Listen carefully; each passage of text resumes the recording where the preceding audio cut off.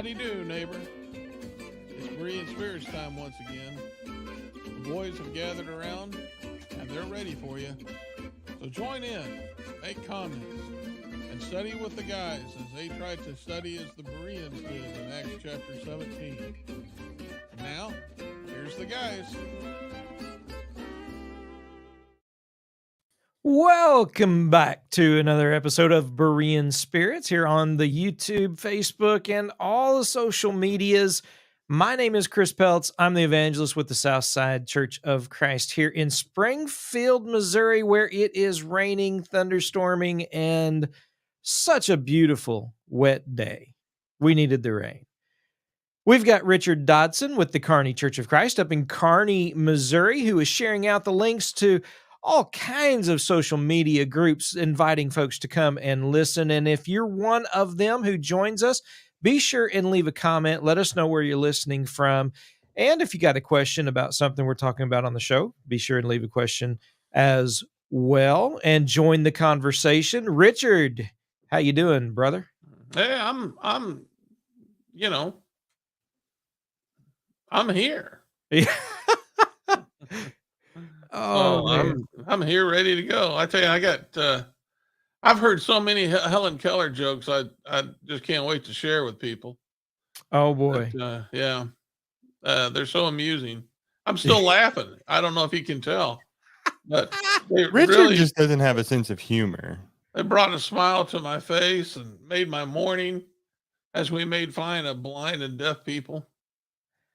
It was a good time. Richard was the one trying to make fun of Chris. Oh, it's that way. Man, no. This is all. We were making fun of Helen Keller, right? No. Oh, I thought those jokes about Helen Keller you were telling were trying to make fun of blind and deaf people. No. Oh, I'm sorry. I'm sorry. Well, Chris, don't be offended. You just spoil the mood, man. I mean, He walks into the room and spoils the mood. Man, I tell you what. Yeah, we start off on a good note. I try, and then Richard just all gloom and doom and doom. Of the devil. Yeah, hey, there's your segue. That's right. There you go. See, right, Richard. I'm just trying to help out. Yeah. Oh, don't worry. You didn't need to speak in order for us to use you as a segue for this program. I got a problem here. I got a Well, you figure that out. In the meantime, we've got Josh Thornhill from the Brookmead Church of Christ over in Johnson City, Tennessee. Josh, you doing all right, man? Nobody cares. I'm doing good. I'm good. What? Man, it's like I've got to be a referee between you two sometimes. I tell you what. And then I get caught in the crossfire and just, made fun of and belittled. He started it. Oh, man. Grow up, guys. Come on. I would say, Josh, how old are you? But yeah, I know you're only like 12 by heart. But anyway. 14. That's right. Yeah, you've grown a couple of years, I guess. Yeah. Oh, man. All right, folks. Well, like I said, if you've got a comment you want to join the conversation of our Bible topic, let's not, make fun of me anymore. But if you want to make a comment, go for it. Again, let us know where you're listening from. We love hearing from everybody as far as that's concerned as well. And share it out with all your friends. We're going to be talking about tools of the devil that he uses to discourage us. And there's a lot of them. I mean, Richard, when you were thinking about this particular topic, and I mean, you were just rolling with a list. I mean, it was almost as long as your grocery list. Yeah. That's a long list. Not anymore. I saw a joke this week where somebody says they can now carry $200. Of groceries with their pinky. Yeah, right. So, the little plastic strap. But, uh, yeah, I was just I went back through my history and started thinking about the ways that I've been discouraged. And yeah, it was pretty easy just to start coming up with different ways in which, we've been discouraged. And yeah, obviously, Satan's got quite an opportunity before him. So we need to at least talk about it, I think, and so we can recognize the fact that the goal from Satan is to get us discouraged, and we can't let that happen. Yeah. Yeah, I mean, when we're discouraged, I mean, ultimately what it can lead to is completely falling away, just leaving the Lord altogether, just quitting, giving up. I mean, there's serious consequences when it comes to discouragement, and and it may start with disappointment, right? We get disappointed in the actions of others and something that happens, but beyond disappointment is that discouragement, which really brings, people to question, right? It causes people to begin to question what they're doing, if what they're doing is right, if where they are is where they should be, if what they're doing is what they need to be doing. There's a lot of things that begin to happen when we are discouraged, and the devil knows that. And so anytime we receive discouragement, the devil is happy. The devil is pleased. And if we can figure out the ways in which he goes about discouraging us, and possibly then we can try to fight against it, or we can prepare, because he's going to use these tools. All right. Sometimes we can't stop these things from happening. But if we can keep them from affecting us, with realizing this is just the devil at work, he's trying to, do his due diligence to, cause us to either leave the Lord, to doubt the Lord, which I know doubt is one that was on our list. But I want to start with slander, because this is something that is is pretty prevalent all around us, especially as preachers. We hear those in the religious world, those who are atheists, and I know it can get a lot more personal than that. But just talking about God, talking about His word, and those who would follow it faithfully. There's a lot of slander that takes place. In fact, the Bible talks about Christians being slandered wrongfully, and sometimes the things that are said in such a negative way that even if they're true, right? There was accusations against Jesus that were true, but because of the misunderstanding of the kingdom, for example, he was persecuted. But slander, first of all, Richard, what is slander? Well, I didn't look it up, but I would say Ah. to I don't know if it could be something other than spoken. Maybe it can be. I'd have to think about that, but Libel usually, is written. Written or spoken.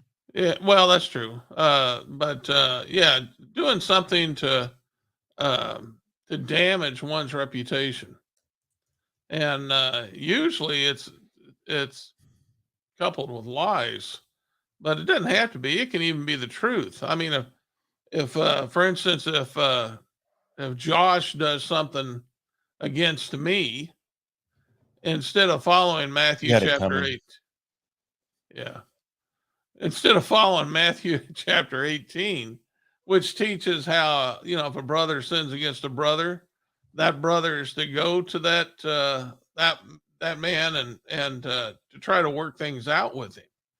And of course, if he doesn't work that out with him, then he goes and brings a couple of more witnesses with him. And if it still doesn't get worked out, then it goes before the church. And then if the church can't work it out, then uh, church discipline takes place. That's the process by which it's supposed to take place. But rarely have I ever seen that happen. Usually, what takes place is Josh will he'll offend me, and this is only an example. Josh never offends me, of course. We understand that. Josh loves me and only says good things about me. That's what reality is, right? But Are you slandering him right now?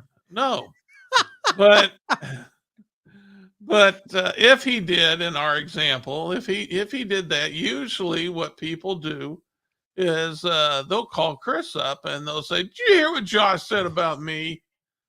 And then they'll tell you what Josh did. Now that hurts Josh's reputation, and that is a slander because it's damaging to him. It's a sin. What he did, he may have done it, he may not have done it, but it doesn't matter because the slander is out there. And so if only by chance, if I had gone to Josh and say, "Hey, you did this and this and this," Josh could have said, "I didn't do that." There's been a misunderstanding here. Somebody said that I said this and I didn't say that. So I mean, there because though we run with it and we start telling other people these things, and usually it's the motivation is evil. The motivation is Josh is going to slander me, so I'm going to slander him. I'm going to make him look bad, and thereby I'm going to make myself look better. I'm going to be the victim here, and to be able to rise above it. Let other people fight the battle. That's just, you see that quite a bit, and that's just wrong. That's not following God's standard of love. And if we want to keep things like that from happening, then we need to follow what the Bible teaches. Now, in such a case, though, I guess the question becomes, how do you keep that from making you discouraged? In other words, Chris may hear this. He may, let's just say he's one of the witnesses, and he finds out that, just everything is just that he's just getting into a fight between two brethren. Now he can become discouraged. You see, I mean, this is the problem, and this is exactly what the devil wants to accomplish with slander. And so what we have to do is to be aware that when this is taking place, the devil's at work. And what needs to happen is that when Chris first hears me telling him about what Josh said, he needs to stop me and say, "Whoa, whoa, have you followed Matthew chapter 18? I don't want to hear this. I can't hear this. I don't have the authority to listen to this. You need to follow Matthew chapter 18. As a gospel preacher, that's what I am advising you to do. You go follow Matthew chapter 18 and see where that leads you. But until you've gone and talking to Josh, there's just nothing for us to speak about." That's what needs to happen, and that will stop many times. That stops the devil's work in trying to discourage people. So, Josh, when you think about slander, it certainly is an attack on a reputation for sure. But repairing a reputation, I mean, because building a reputation takes so much work and it can take years to build, seconds to destroy, and having to rebuild a reputation, I mean, definitely, you can see where there would be that discouragement because all the work you've done, it's like, you know, building something, getting it almost finished, then all of a sudden a fire comes and sweeps and burns it all away, and you got to start completely over after all the work that you've already done on this. So repairing a reputation from slander, I mean that certainly, you can understand where someone would get discouraged with that. Absolutely. That's, and I think that's one of the big reasons why it is such a problem and such a major thing that we need to avoid, and why the Bible addresses it as sin. I think partly also part of the idea of slander is that it's a false statement. It's something that's not true. Yeah. And we see that a lot. Um, how often do we see accusations coming out against well-known famous folks, sexual assault allegations? rape allegations, and then all of a sudden it turns out that they weren't true. Well, you're very quick to hear about the allegation. Oh, so and so has been accused of such and such, and then when it's proven true, they don't air that story that's told, to the contrary. And so, people are quick to take um, the False. information that is wrong, but the follow up, the rebuttal to that, the truth behind it, often doesn't spread as far, and so it becomes far more difficult to overcome slander when the truth doesn't have uh, the same kind of reach that the lie would. And that's a shame because, people might take that slander and they might go to everybody else. Hey, did you hear about that guy over there? Especially if it's a preacher. Hey, did you hear about that preacher, what he did over there? You hear about him? And then it goes spread from church to church to church and all over the brotherhood. But then when it comes out that it's not true, they're not saying, hey, did you hear about that preacher? That wasn't true. It doesn't spread like that. And so um, it's something we need to avoid. We've got to be better as the Lord's people to make sure that we're not allowing those things to go on. Yeah. Yeah. Now, do you think that somebody can slander somebody with the truth? No, well, and they can try because they look at the truth as something that is terrible, right? I mean, No. I mean, with a true statement. no, well, no, not in the court of law, no, right? Because if you say something against someone, all right, and they go and they like that's slander, or they take you to court because it ruined, people left, you as a contractor, for example. But now I can damage someone's reputation by saying something that's true, but Yeah, Absolutely. not but if it's true, it's not slander.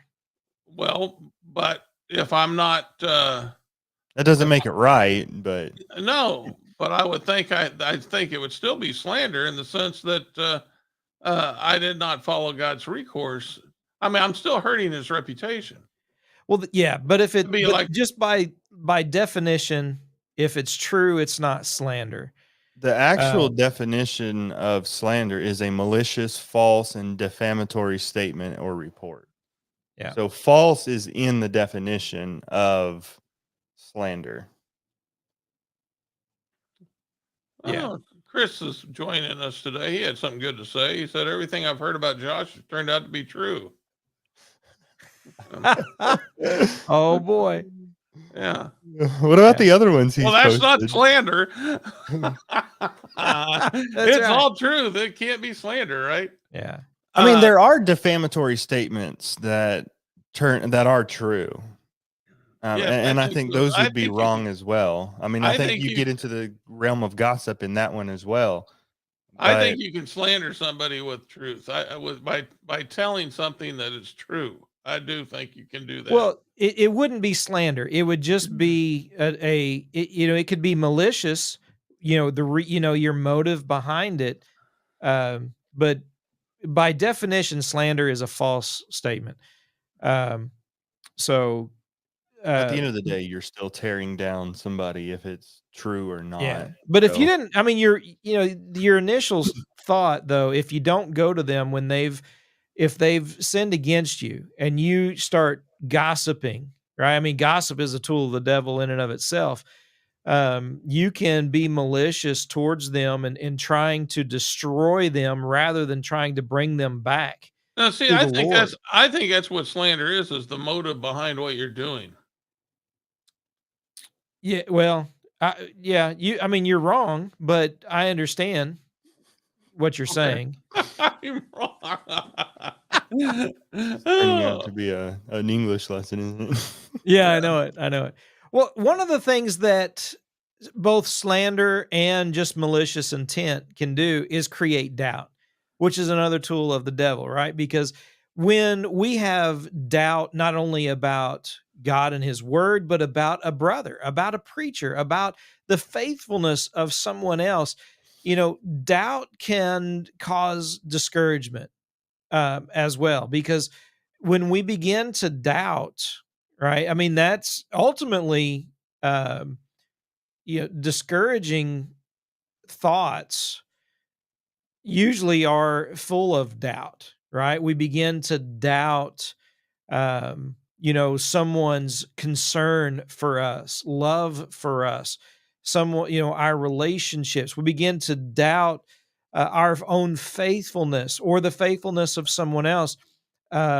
Peter, when he was walking on water, looked around and began to doubt, what he was doing, walking towards Jesus, and if he could actually be successful in what he was doing. And so by creating a situation in our surroundings and creating doubt within us, we can get distracted from the Lord. And so the devil will definitely use doubt to distract us from distract our attention from focusing upon God and relying upon ourselves rather, to try and fix things. But as long as we're not focused on God, the devil is happy, right? And doubt is definitely one of those ways that he does that.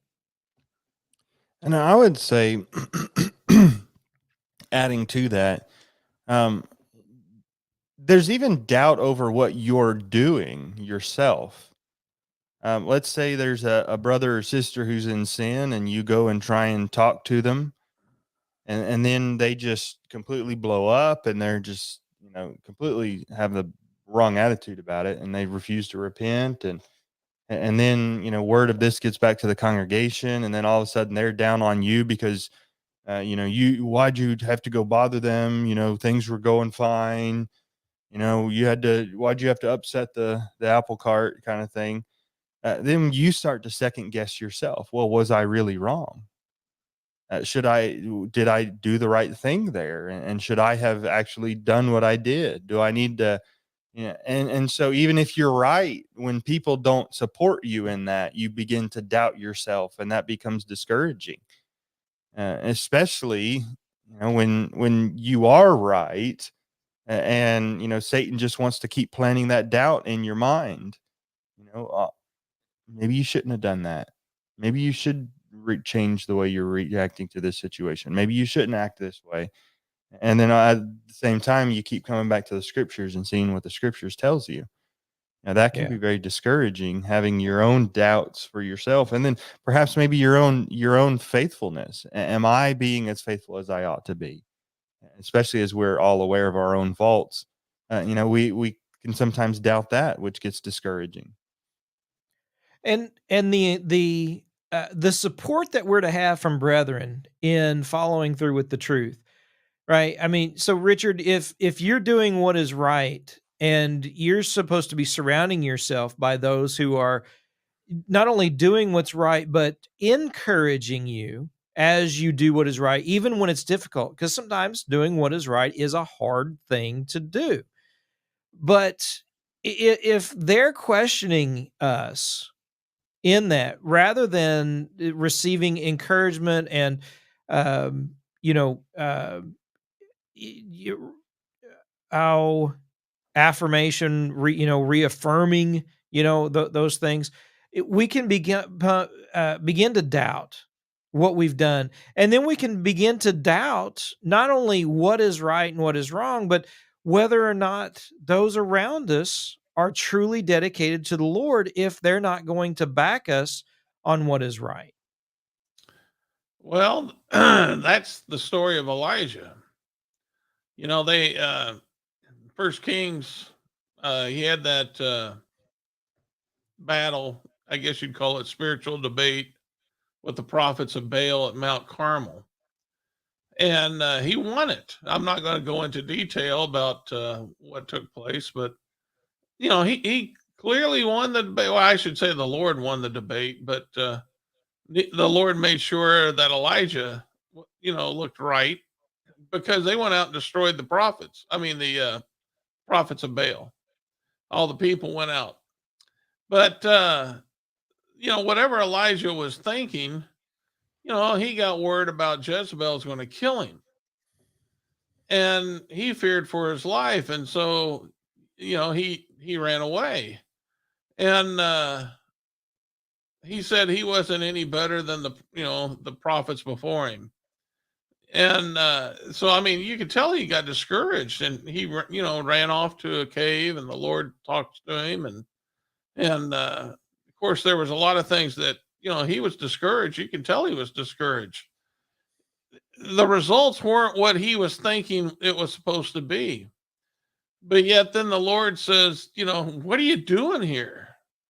And, he's like, you should be out. You need to be back in the game. Get off the bench, get back in the game. And of course, he's like, oh, I'm no better than the fathers before me. And that's when the Lord tells him, I got 7,000 knees that have not bowed down to Baal.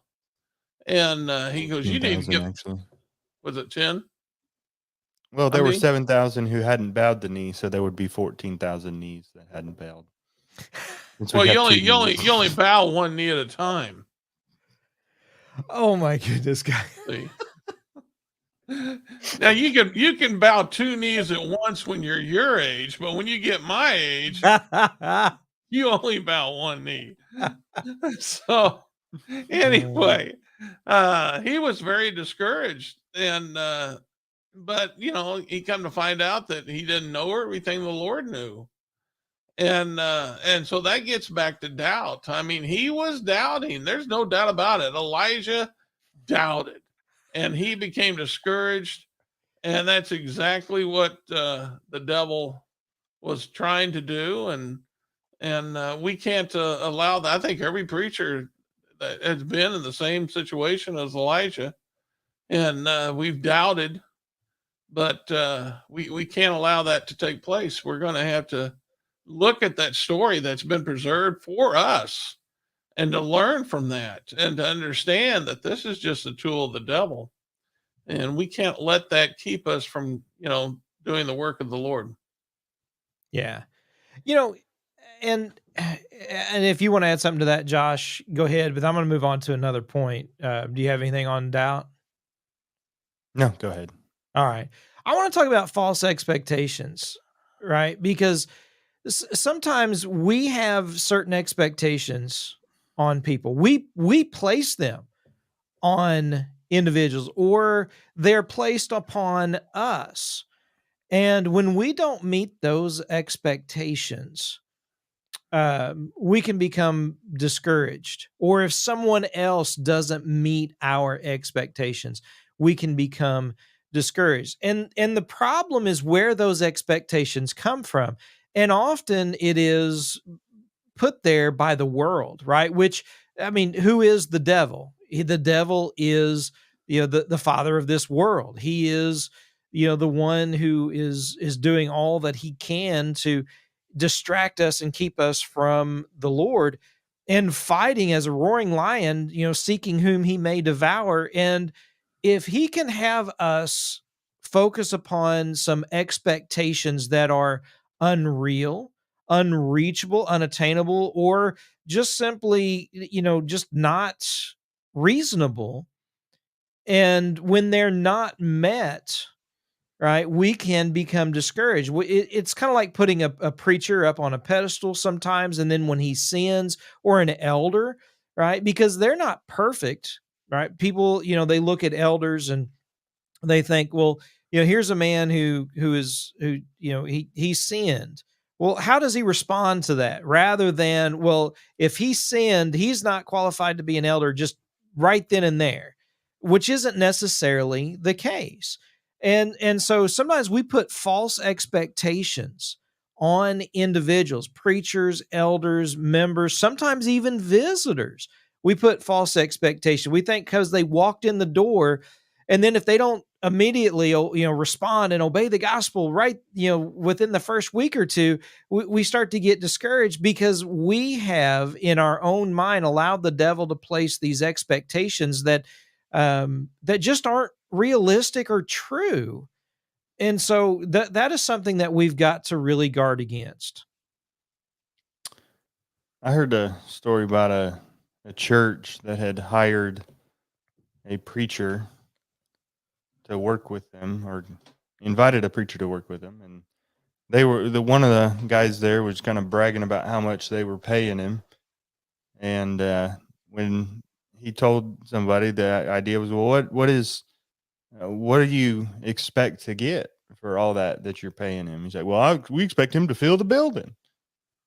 and a couple years go by and expectations weren't met, and he ended up not lasting very long there because they had such high expectations for him. I think he couldn't possibly meet them. And I think that's, you kind of reference this as well, but I think we need to be careful of putting expectations on other people, and putting expectations on people that we're not willing to put on ourselves. We might have, like you said, I've heard comments before about, oh, I can't believe he acted that way. He's a preacher. Well, if it's wrong, it's wrong. I'm not going to excuse that, but he's no less susceptible to mishandling a situation than anybody else is. Just because we sit here and study the Bible every day doesn't mean that we're automatically going to perfectly handle every single situation that comes along. We're going to make mistakes. It's going to happen, and so to expect things of preachers that you're not going to expect of everyone else is just not right. And to place expectations on yourself, I think as well, we could place an expectation on ourselves that, that we want to be further along than we are, or we want to be at a specific a place at a specific time, and then we don't get there and we get discouraged because we haven't met our own expectations for ourselves. I expected that by this point I would be able to do this, and I can't, and so we get discouraged. I think we ought to have goals and expectations. We ought to have things that we're moving forward toward, but we need to be careful that we're not placing too great of expectations on ourselves that we're unable to meet. Yeah. And Richard, I know you said Michelle must have had low expectations because she married me. I say that every day. I'm living up to those low expectations, man. Really? Oh man. Hey, when they're that low, whew, yeah, that's easy. That's right. That's easy right there. It's so many times our expectations don't meet what the Bible teaches. Yeah. And, I can't, I used to send them to Josh every once in a while. They come in all the time on Facebook. I belong to certain groups that are religiously affiliated, not with a denomination, but they're about religion. And I use that to basically publish Berean Spirits and Gospel Preaching Live. I put them out there, try to spread the message. But the posts that come through, every once in a while, there's a church looking for a preacher. And their advertisement will come through, and it'll say exactly what they're looking for. And I would send them to Josh because, it was funny. One of the expectations was they got to be married, which is not scriptural. But they also, they would have to have a degree, preferably from a certain place. There was all kinds of expectations placed. And every time I seen one of those, somebody had worked it. I saved it, but it's it's like I'm having a brain block here. When people have the little piece of paper that they give out. Qualification? Well, yeah, it's a resume. Resume. Thank you. When there's a resume that somebody wrote up about the Apostle Paul. And, of course, when you read it, you're like, how many churches would actually hire him today? Those places that send those applications are the requirements out for the preacher they're looking for. I guarantee you, if the Apostle Paul had applied, they would not have taken him. And wouldn't that be sad to have a chance to have the Apostle Paul as your gospel preacher, but they wouldn't take you? I mean, there's been so many times I've even heard, and it is very discouraging to a preacher, but I've heard members say about other preachers, not me, that they're just not a good enough speaker. And that's not what the Apostle Paul to the Corinthians in First Corinthians 2, he said, I didn't come to you with the excellency of speech.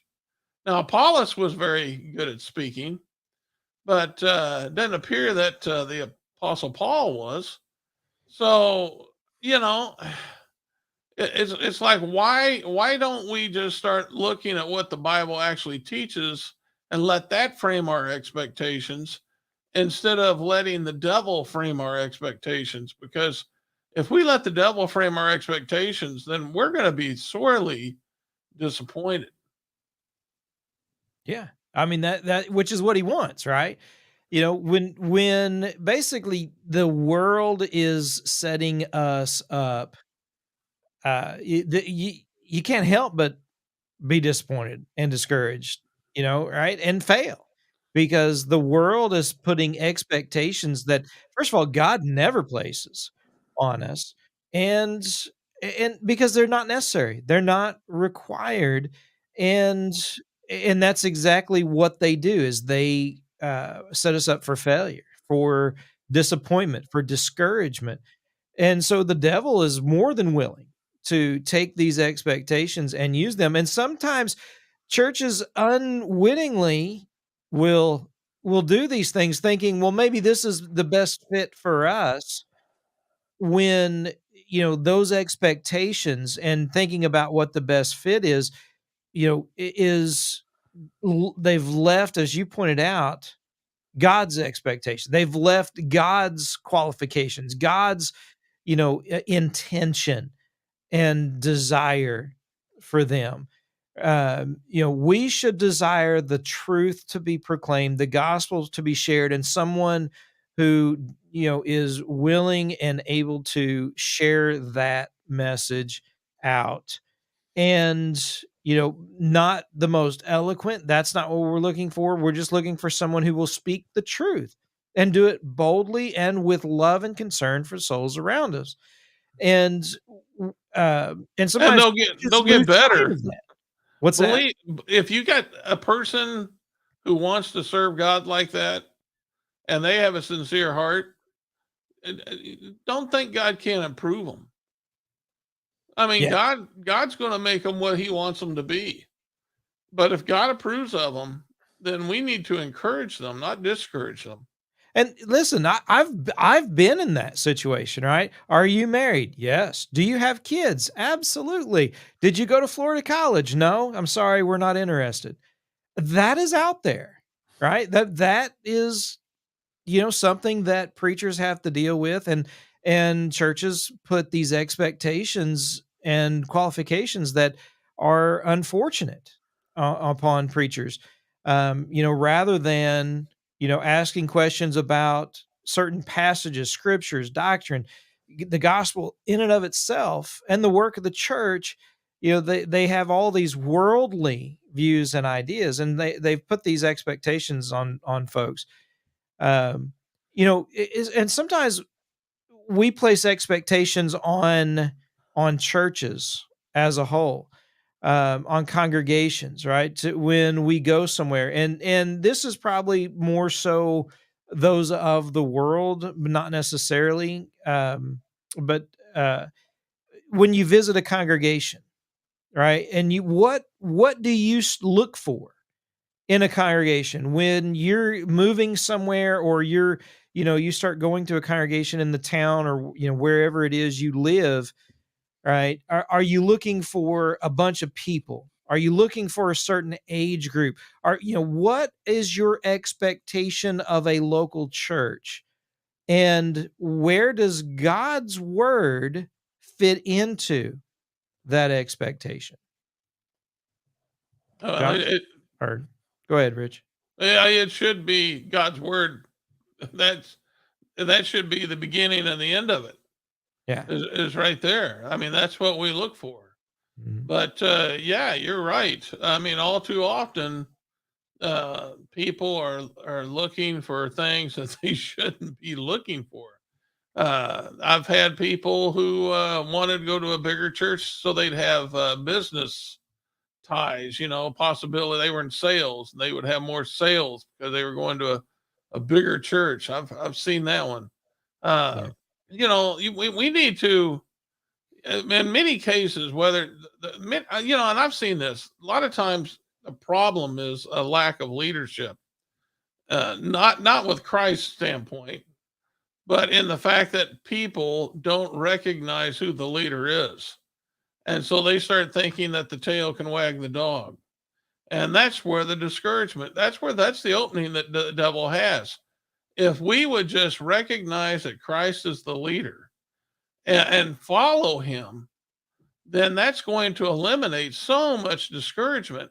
And we're going to start thinking more clearly about what the focus of the church needs to be on. All too often, we talk about coming to church and with the right mindset. Are we coming to church looking to be served? Or are we coming to church to serve? I think Josh had that comment, about wearing an apron. Some people come to church wearing an apron, and some people come to church wearing a bib. Yeah. Yeah, that's a good point. We need to come to church wearing an apron, looking to serve God. And if we're looking to serve God, then that means we're going to respect his authority and let that be the beginning and the end of it. But all too often, we put those bibs on, and that bib is going to lead to discouragement. So Josh, again, I've got one more point I want to get to before we're closed, but if you got something else on the expectations, go for it. Go ahead. It's oh man, dude, it's all right if you want to talk, but that's fine. I took his bib apron thing, and now I know. Yeah, you stole. That's what I was going to thunder. say, and Richard stole it. I know. Yeah. Again, here goes Richard being a tool of the devil. I gave him some notes before the show, so he'd have some things prepared to say, but I didn't mean to steal that one. Well, let's talk about negativity. Oh no. Oh no. But in all seriousness, and Josh, this is something that you and I not only I know it in times past have talked about, but I've heard you deal with it, preach about it. But too often people are like, oh, the church, all it does is tell me everything I can't do. I can't do this. I can't do that. And the devil wants us to focus, right? Wants those around us to focus upon all the negativity, right? Thou shalt not. And if that's all we're hearing, if that's all we're focused upon, that can certainly be a discouragement. Mm-hmm. Absolutely. And certainly there's there's something to that, if if there's all negative speaking, then that can get, kind of discouraging. But, at the end of the day, the negative things can work out for good if they're helping to mold us into the image of Christ. So I think we ought to see the value in those things, as far as our own spirituality is concerned. But also, I think even within a local church, a lot of negativity can be discouraging as well. Yeah. People complaining about every little thing, the air conditioner's not working well, or this, that, and the other, or the preacher preached too long, or the song leader was a little slow and off key, or whatever. They just find whatever to complain about, and they're just constantly negative. And it's like some people sometimes just really have nothing good to say. It's like every time they open their mouth, there's something negative that's going to come out. That's going to discourage people, and especially when the people who are being negative are the ones who don't do anything, and they're being negative regarding the ones who are doing the things, and then it kind of just makes people want to throw their hands up and give up and quit, because they're discouraged at the constant negativity. I had a guy in high school that I sat next to in my English class in my senior year. And it seemed like everything that the teacher would say, he'd have some kind of negative comment. And it kind of drove me nuts just listening to his negativity. And I remember there being a day when he wasn't there, and, the teacher would say things, and then, you kind of be ready for that comment. And then it's, oh, that's nice. Yeah. And it's just sadly, it's kind of nicer when they're not there. when he wasn't there. So, you didn't have all that negative energy that was swirling around there. But constantly being negative and constantly looking or pointing out negative things about other people, especially whether it be the preacher, the elders, the song leader, the whoever it might be, that can go a long way in discouraging them and causing them not to want to do anything. Yeah, yeah. And Richard, probably something you run into a lot after a sermon, you want to hear something positive, but all you hear is something negative. Oh, I think I have an audio prop.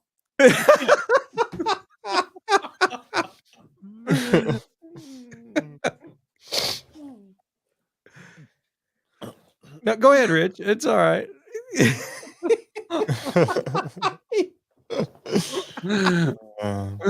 Oh, I love you, Chris.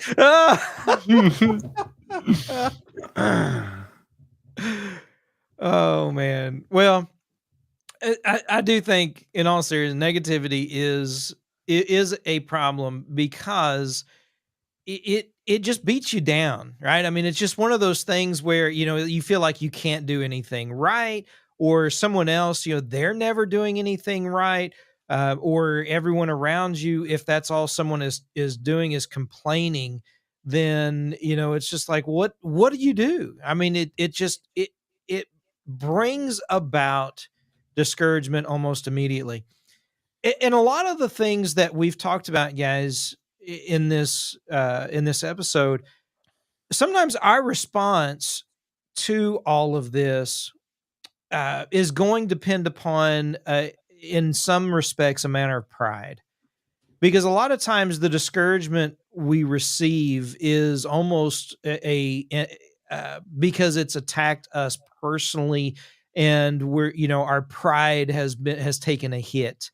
Not always, but in some respects. And so sometimes when we think about, well, how do we fight against all that? As Richard began, usually there's a procedure that is laid out in Scripture we're to follow. We're to focus upon God and put Him first, and we're to be humble in all things. And if someone has something negative to say, whether they intend for it to be or not, take it as constructive criticism.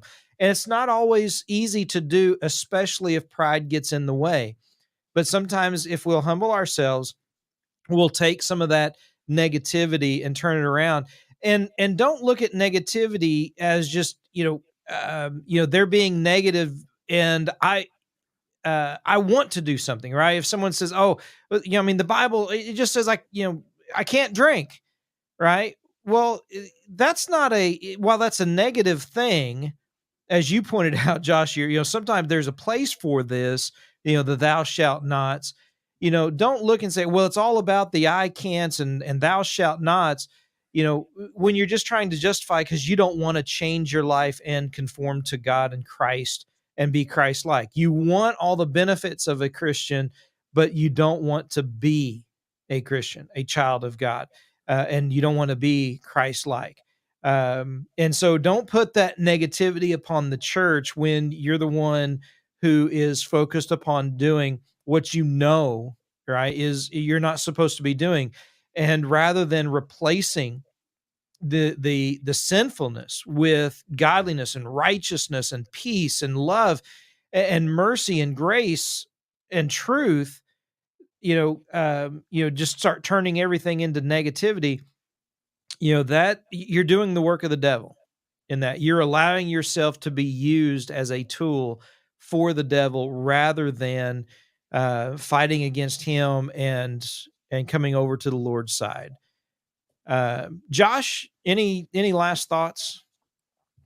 I heard I guess a little anecdote or story or whatever it's called, about Satan having this toolbox that he uses to turn Christians away.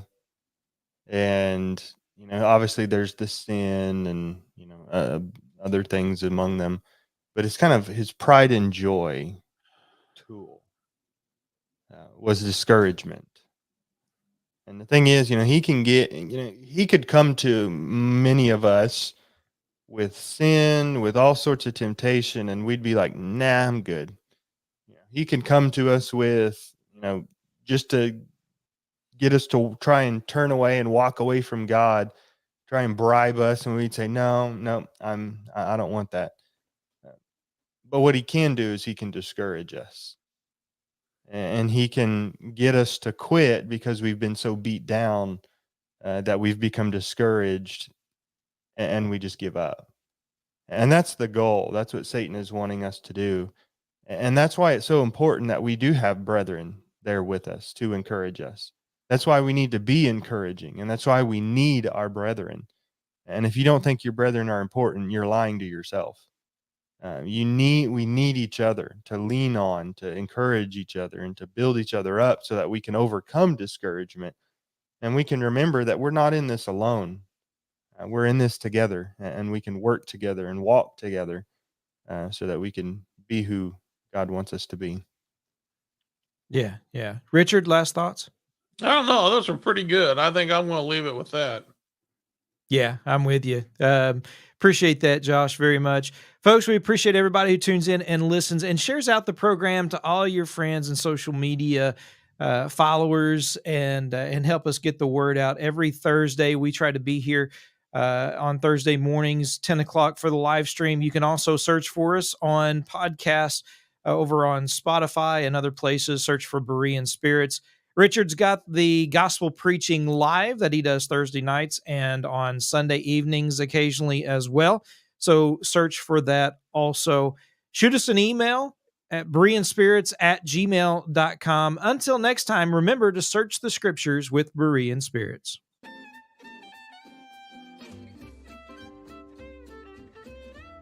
Well, folks, that's all for today. Don't worry. Lord willing, the guys will be back next week for another Bible study on Berean Spirits. Until then, let the guys hear from you.